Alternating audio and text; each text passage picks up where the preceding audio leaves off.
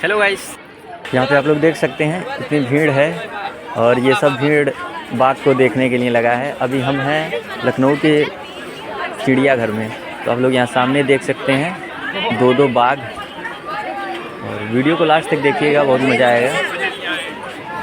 इधर देखिए, एक इधर आ रहा है, एक इधर जा रहा है। काफ़ी दूर है तो मोबाइल जूम करके लेना पड़ रहा है। और आज काफ़ी भीड़ भी है यहाँ पे, क्योंकि आज संडे है तो इसलिए छुट्टी का दिन है, तो सारे लोग, काफ़ी भीड़ भी है यहाँ पे।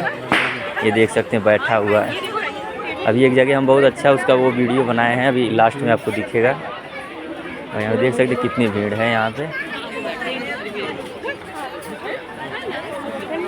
ये देखिए इधर भाई, रियल में मैं भी पहली बार देख रहा हूँ।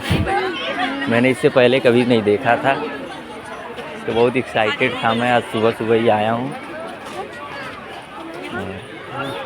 ये देख सकते हैं आप लोग, बहुत लंबा है, कम से कम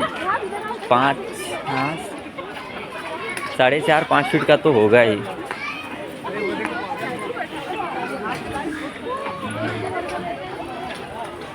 सब बच्चों को लेके लोग आए हैं, दिखा रहे हैं।